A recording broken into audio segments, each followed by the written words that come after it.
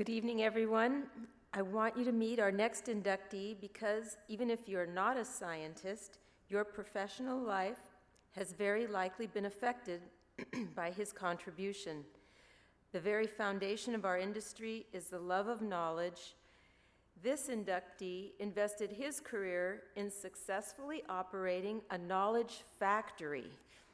His intellectual horsepower and continuous flow of brilliant ideas fuel a machine that churns out educated, dedicated, inspired people who have become and are becoming our industry's presidents, vice presidents, authors, directors, scientists, lecturers, professors, researchers, technologists.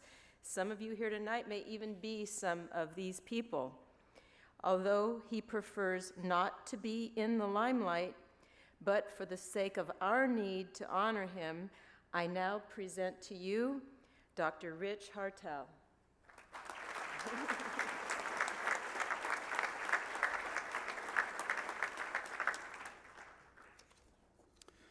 Thank you, Thalia. I have never done a scripted lecture in my life, but I'm going to try. So thanks to the NCSA for the honor, of course. It's been pretty amazing to be up here. As you heard, I've been 31 years at the University of Wisconsin. Started as assistant professor and had no idea what kind of journey I was on. Who knew you could actually study candy and make a career of it? I do ice cream too. That's pretty cool. I tell people I work on candy, ice cream, and chocolate. And actually, as you heard in the prelims, my first task was to sit down on candy school. At that time, it was a three-week course. And it was run by my colleague and friend, Dr. Joe Van Elb. He hired me into the department, somehow convinced people that maybe I would be a success.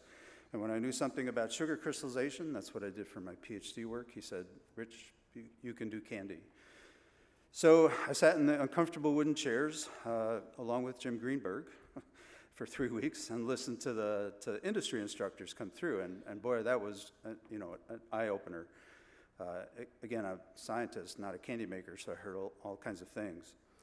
And then in September, the ACT meeting was down in Callaway Gardens, and Joe took me by the shoulders and said, "Come on, we're going down there," because Joe knew everybody in the industry. I don't know if anybody here knows Joe Van Elp, but he was a very well-known person in the industry, well-respected, and it was great to have him as a mentor, except in one way.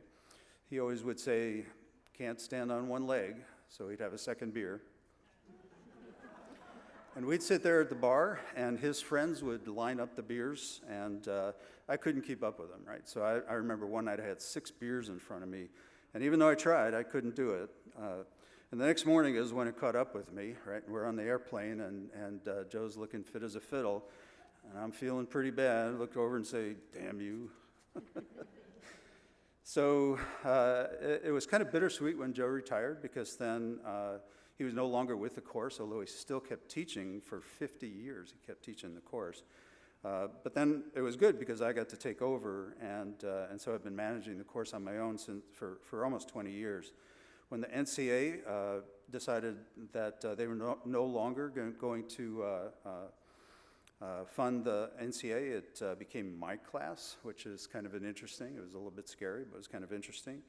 And so I've added my own twist to that, done a lot of research in candy, and have added a lot of science principles to it. So 30 years later, what have I got to show for my work, right? So I got lots of research articles. Probably the biggest thing is all of the students, as Thalia said, all of the students that have gone into the industry and hopefully will make an impact in the future.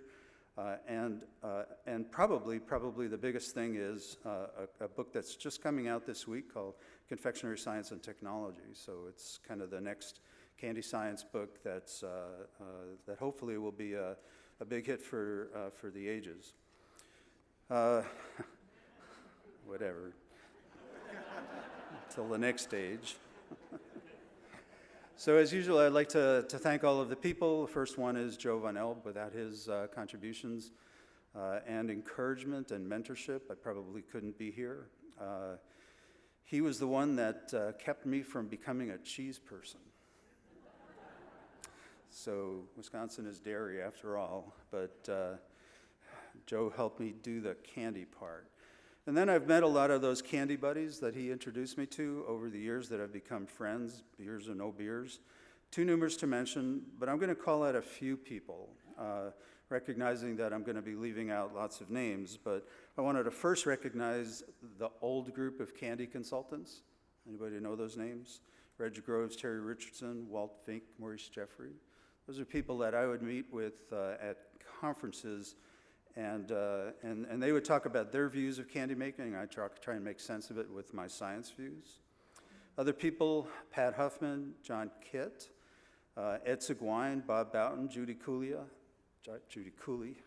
Thalia. And one probably hardly anybody's recognized the name is Notisan. He was at Adams Brands for many years. Long story about that, but I'll leave that for next time. And I'd like to also thank all of the instructors in the course, because it seems like, every time we run the course, I still learn things from people. And then if you know me, you know that I've left out one really important name, and that's Randy Huffberger. And I wanted to single him out specifically because while he fits all of these categories, including being a drinking buddy, he's really the one that helped us get this confectionery science book over the top. So I know he's not here, but hopefully the word gets back to him that I thank him a lot. And then finally, I couldn't do this without my family. So my son Scott, daughter AK, they're the beneficiaries of my working with candy. They managed to get through childhood without too many cavities, but probably many of you could say the same about yours. And then, of course, I couldn't finish here without thanking my wife, Paula. We've been married 32 years, and it's been... Couldn't have done it without you. I'll leave it at that. Congratulations to all of the other inductees, and thanks to everyone here. Deeply honored. Thank you.